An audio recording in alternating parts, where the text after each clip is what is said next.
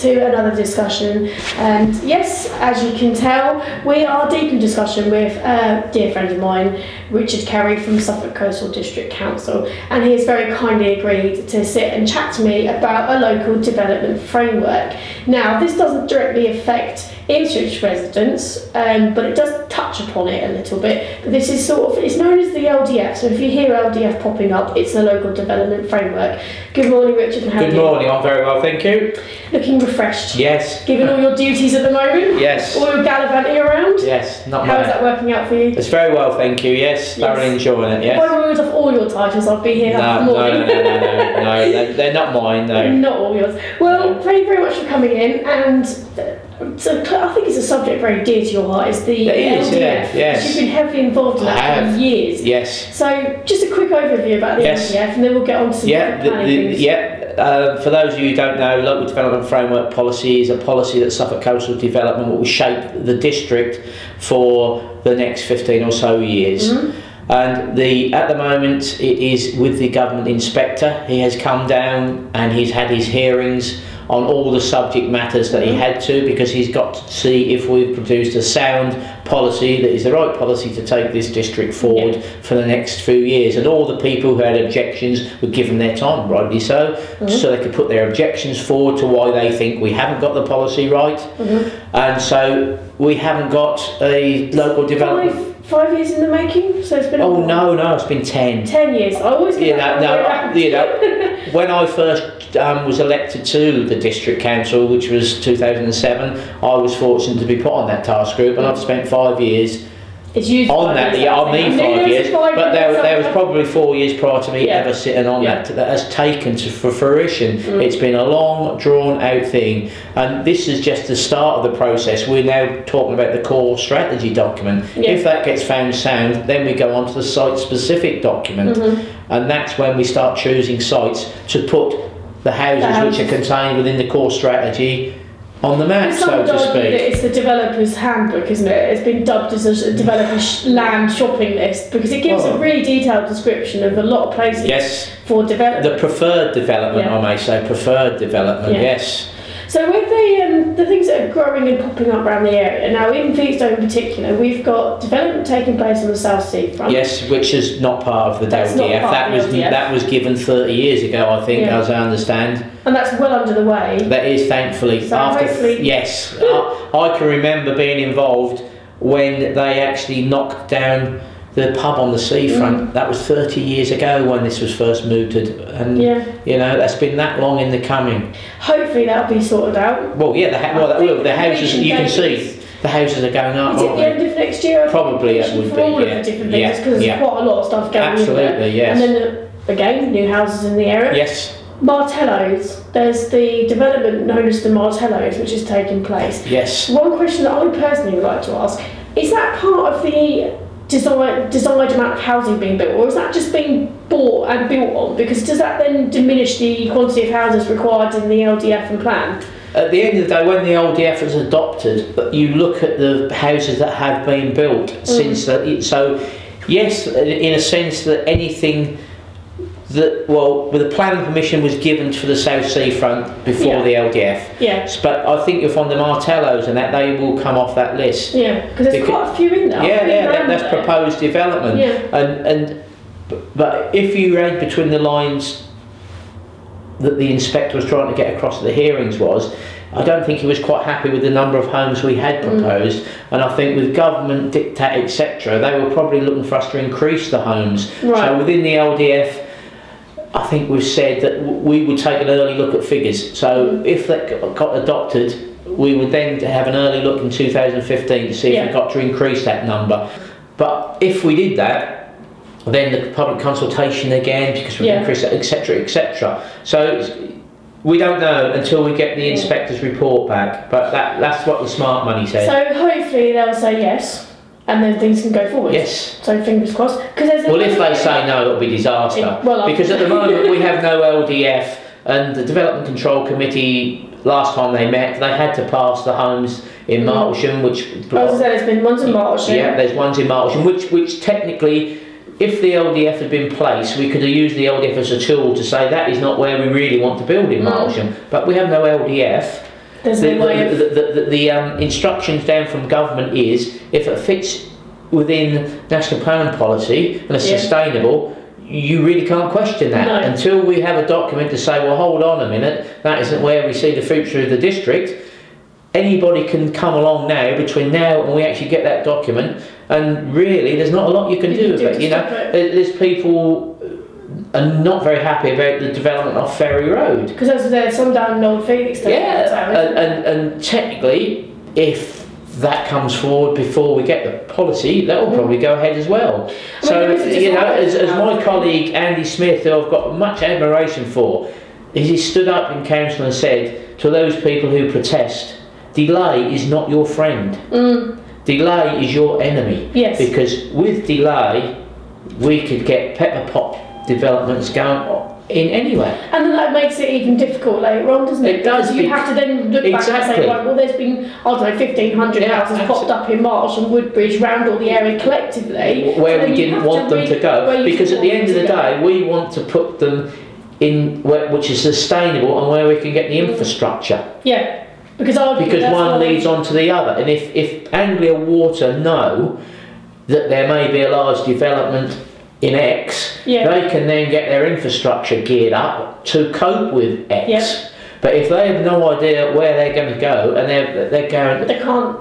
See, this is the problem. People don't see it like that. It's extra absolutely. Water, and Anglia Water have no choice. They have to provide water and the collection of wastewater. They have to do that. They can't say, well, no, I'm not doing that. And if someone decides to put 150 homes they have to do it. But they are the national infrastructure for water and sewerage. Because there's the other development things that have gone ahead. I know that the planning permission has it been granted for a solar panel farm? I think that's is that the correct term for it? What is it? It is a solar farm. On that piece of land. You know, again, people are up in arms about that, saying, oh, it's our prime agricultural land. But the farmer who has that land hasn't chosen to grow any crops on there for donkey's years. The last thing he had on there to produce food was pigs. Because that's on the side of the A14. It is, as you're going towards Felix, that's on the left-hand side, just before the turning for Brightwell. It's on that bit. Yes, it is. It's quite a way back into it. You can't really see where it's going to go. If you look at the planning permission, I was at the planning meeting for Curtin and Falkland, part of my ward, and their planning committee passed it. They thought that was okay. And at the end of the day, I went to a planning seminar on renewable energy. Basically, this one was geared for wind farms, and the government directive is you cannot question the need for renewables. Well, this is something I've been saying to quite a few of my friends lately when we've been having discussions about it. I said, I don't think we should be allowed to object to it. You can object on planning grounds, but you can't object on need. No. You cannot question the need for renewables. Because they've signed up to the Kyoto Agreement, they've said they want to get their footprint down. And so, yes, whether they're steering away from wind farms on land-based now and more on offshore, I don't know. But at the end of the day, if the solar thing fails, it can be taken down and the land can be put back to use. Once you've concreted over that land, you can't. But with the solar farm, after 25 years, that can come down. Because the other thing as well with that would affect the L.D.F in any way. It wouldn't, would it? No. Because that land wasn't earmarked for anything else. No, it's not earmarked. And at the end of the day, if a farmer chooses not to grow crops on it, you can't make him. Because the other thing as well is that side of the A14. The warehouse park, that's gone very quiet, and I understand that they were supposed to be putting plans in for that in October to build a big warehouse park on Croft Lane development. Croft Lane, Innocence Lane, that's all gone quiet. Nothing's come to about that. No. I'm sure at the end of the day that will be driven by the needs of Felixstowe Port's customers. You know, if London Gateway offers that and Felixstowe Port's customers want them to offer that, the conversation we had with Paul Davey at the local meeting or the LALC meeting, I asked the question, does Port Centric, will it become a part of your core business?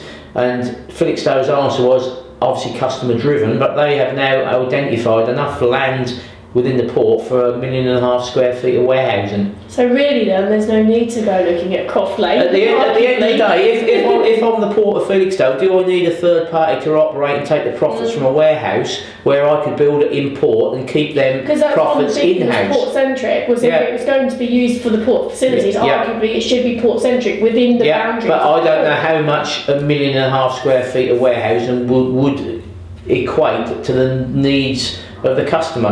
You know, I'm not a warehouse man. I'm not a logistics person, so I can't imagine how big 1 million square foot of warehousing would be and how much that could do to deliver this port centric thing that the London Gateway seem to want to do. I mean, from a human being's point of view, if something like that was to be passed, it has a direct knock-on a lot of people's lives because it depreciates house values, land values in the area, it increases noise volumes and things like that, and it then makes what is currently a very nice place to live somewhat unpleasant. I mean, I've been living in Felixstowe for the last week or so, and one thing I have noticed is the loudness of the Port of Felixstowe. How loud that is. Absolutely. I went back home to Curtin. I thought, blimey, I'm walking into a team. But at the end of the day, the Port of Felixstowe's wages equate to £2.2 million a week, which goes into the local economy. And with that in the local economy, we wouldn't be talking about new shops being built in Felixstowe. No. You know, this is the other thing.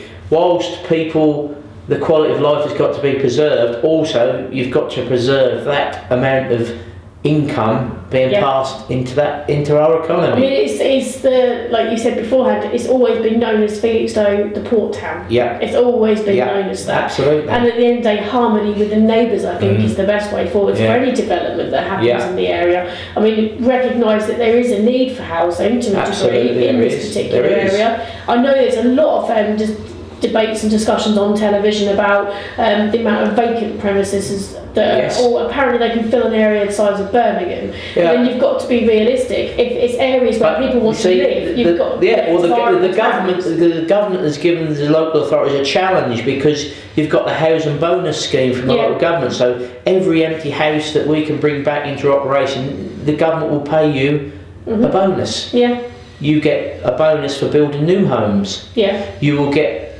able to retain business rates if you encourage new business to your district. So the government are dangling on a big carrot, but at the end of that carrot is the word development. Then that's the way forward. We need to grow. That's it. So if you can get your economy developing, you can build houses, then the government will pay you a bonus.